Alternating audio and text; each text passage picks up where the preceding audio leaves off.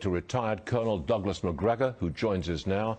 Sir, what's the strategy? Putin attacks a nuclear power plant. What's the strategy behind that? Is it just to intimidate civilians? The strategy was not to attack any power plants or the power grid. The Russians have very carefully avoided interrupting any power.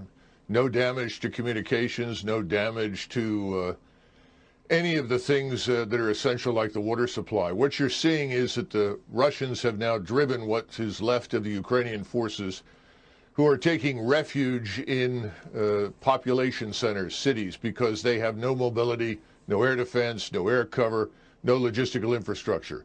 They are now mingling with the population, much as we've seen in the Middle East. Whenever we drove the Islamists out of business, they ran into cities, used people as shields, the civilian population, and tried to avoid being annihilated. And I think that's essentially what's happening today with the population being used by the Ukrainian forces to avoid destruction. Do you think Putin will pull what I would call a Grozny? Grozny was the capital of this breakaway republic.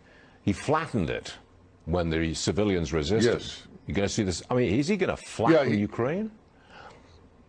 No, absolutely not. In fact, he's worked hard to capture most of it intact.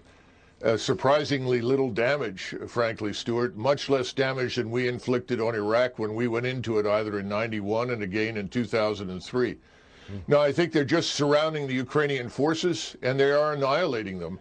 And this is inevitable. And Mr. Zelensky, I think, is postponing the inevitable in the hopes that we are going to rescue him, and we are not coming. President Biden has made that very clear. You think the end is in sight? Well, the end the end of this phase is still a few days away. But the first 5 days, Russian forces, I think, frankly, were too gentle. They've now corrected that. So the question is, what is it that Zelensky is going to do? The Russians have made it very clear what they want is a neutral Ukraine. This could have ended days ago if he accepted that. And then they can adjust the borders. But the eastern part of Ukraine is firmly in Russian hands. But again, the Russians are not seizing territory. They're destroying Ukrainian forces. That's their focus. Colonel, it sounds like you don't approve of Zelensky's stand. Oh, I think Zelensky is a puppet, and he is putting huge numbers of his own population at unnecessary risk.